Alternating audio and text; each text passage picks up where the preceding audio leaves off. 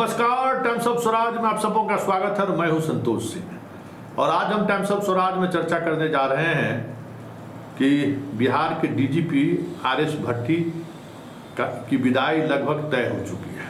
जिस तरीके से अपने कार्यकाल के दौरान सोशल मीडिया पर जो उनका अचीवमेंट रहा है, उसको जिस तरीके से कल मीडिया के साथियों के बीच वितरित किया गया, उससे ये संकेत और उभर कर सामने आने लगा है कि अब इन्होंने भी मन बना लिया है बिहार छोड़ने का।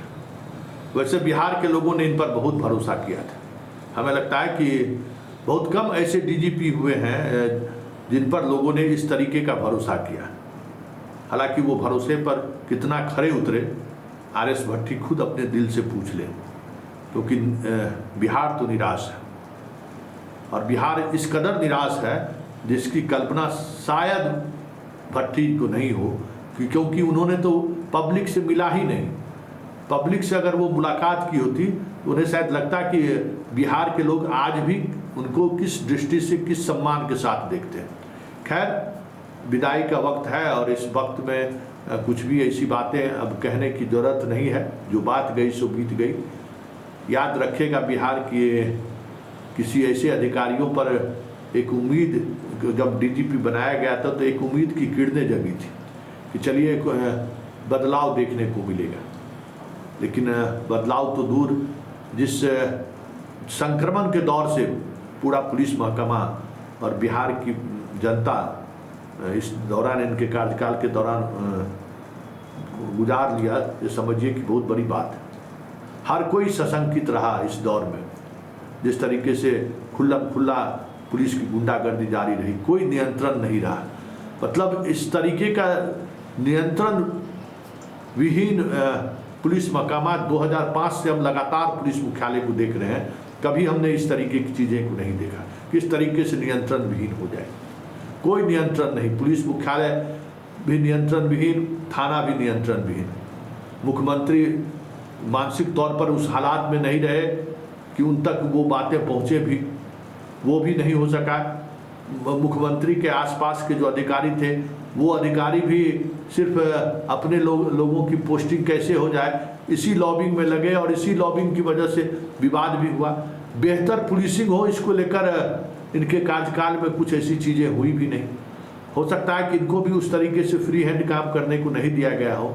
लेकिन बड़ी बात यह है कि बिहार के जितने भी डीजीपी हुए हैं, अपने अंदाज में वो काम करते रहे। ऐसे नहीं, जितनी आज़ादी नीतीश कुमार के शासनकाल में डीजीपी को मिला होगा, हमें नहीं लगता है कि बिहार में इससे पहले किसी भी शासनकाल में इस तरीके की आज़ादी मिली होगी। खैर, अब जाएं, बेहतर करें। जो जीवन का शेष नौकरी बचा हुआ है, क्योंकि जो CISF की बात थी वो तो लगभग खत्म हो चुकी है। अब देखिए इनकी पोस्टिंग कहाँ होती है। लेकिन बड़ा सवाल ये है कि भट्टी के बाद कौन। और जिन तीन नाम की चर्चा हो रही है, आलोक राज, शोभा अवतकर और विनय कुमार, परवीन वशिष्ठ बाहर ही हैं। तो जिन तीन नामों की चर्चा हो रही है उसमें आलोक राज की बात करें तो इनकी लॉबिंग बड़ी तगड़ी लॉबिंग है। क्योंकि जब भट्टी को डीजीपी बनाया गया था तो निगरानी, जो ADG का पद होता था, उसके पद को बढ़ा दिया गया, DG कर दिया गया, विजिलेंस। कई और डिपार्टमेंट उसमें शामिल कर दिया गया। मतलब DG का महकमा थोड़ा ओहदा बड़ा कर दिया गया निगरानी डिपार्टमेंट का, विशेष निगरानी का, कि लगे कि हाँ, आलोक राज को एक ओहदा मिला है।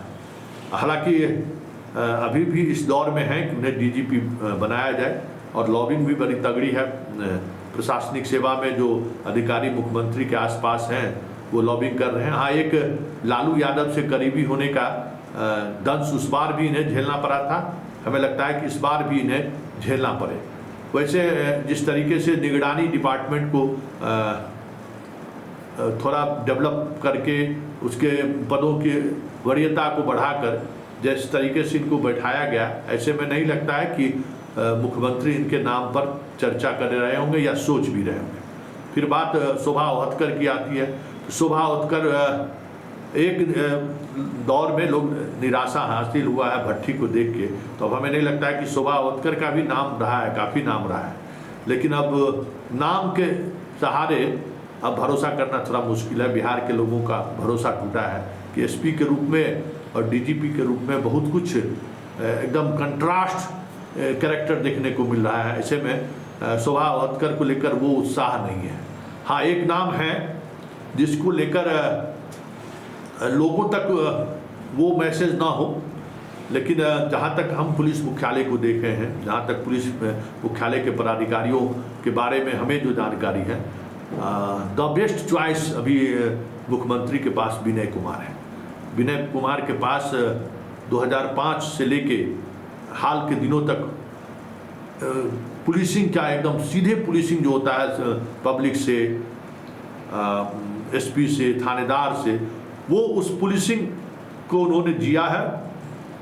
उस पुलिसिंग के सहारे उन्होंने बहुत सारे चीज़ों को पटरी पर लाया और सीआईडी एडीजी के पद पर रहते हुए तो उन्होंने बिहार के पुलिसिंग व्यवस्था को बहुत कुछ सुधारने में भी और अनुसंधान के मामले में उन्होंने एक लंबी लकीर खींच डाली है, जिसको मिटाना बहुत मुश्किल है। फिर जो नीतीश कुमार के शुरुआती दौर का जो ड्रीम प्रोजेक्ट था, कह सकते हैं, SPD trial, SPD appeal, Abhayanand ji का वो शुरू किया हुआ है, लेकिन कहीं न कहीं अभयानंद जी के साथ जब ये रहे तो लक्ष्मण की भूमिका में रहे। अभयानंद जी जो कुछ करना चाहते थे तो उसमें बाद के दिनों में एसपीडी ट्रायल या एसपीडी अपील, जहाँ कहीं भी एसपीडी ट्रायल के तहत सजा दिलाने की बात हुई अभयानंद जी के जाने के बाद, तो विनय कुमार की बड़ी भूमिका रही। और विनय कुमार के पास पर्याप्त अनुभव भी है बिहार का, हर ऐसे जिले का अनुभव है जो जिला दुर्दांत जिला बिहार का माना जाता है। लालू राज से लेके नीतीश राज तक बिहार के तमाम ऐसे जिले के एसपी के रूप में इन्होंने काम किया है, जहां इनकी एक अलग छवि रही है। आईजी डीआईजी के रूप में भी इनका एक अलग अंदाज रहा काम करने का, लेकिन सीआईडी एडीजी के रूप में इन्होंने एक मिसाल कायम कर दिया। वो विभाग, जिस विभाग को ये माना जाता था कि सीआईडी में गया मतलब केस खत्म, उस विभाग को इन्होंने जिंदा किया और उस विभाग के सहारे कई महत्वपूर्ण उपलब्धि, पटना गया में जो डॉक्टर दंपति का जो अपहरण हुआ था, वो एक पूरा बिहार हिल गया था, याद होगा। उस मामले का डिटेक्शन, उस मामले में कार्रवाई, बहुत सारी ऐसी क्राइम है जिस क्राइम को उद्भेदन में विनय कुमार की बड़ी भूमिका रही है। और इस दौर में जब बिहार में सब कुछ बेलगाम है, पुलिस के थानेदार की तो स्थिति है कि एडीजी स्तर का अधिकारी भी अगर फ़ोन करते हैं थानेदार को, अभी कल ही परसों बात हो रही थी, तो उधर से अगर करें कि हम एडीजी बोल रहे हैं तो जी सर बोला जाए, मतलब जय हिंद कहने का भी जो है, जो एक प्रॉपर एथिक्स है कि आपको करना ही है, एटिकेट है कि आपको ये अनुशासन आपको दिखाना ही है, तो जी बोला जाए सर, इस तरीके से थानेदार बात करता है।